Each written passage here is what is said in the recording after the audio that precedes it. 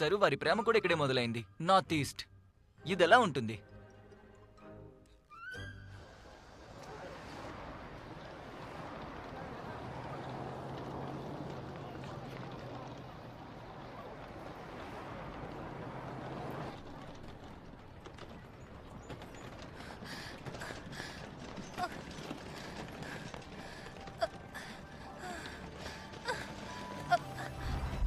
వాంగ్ కార్వై చెప్పారు మనల్ని కొందరు వ్యక్తులు పదే పదే కలుస్తుంటారు అని.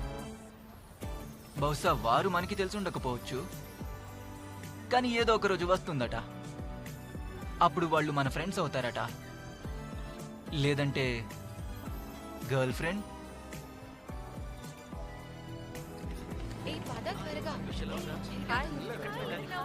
హాయ్, ఎలా అన్నా? నేను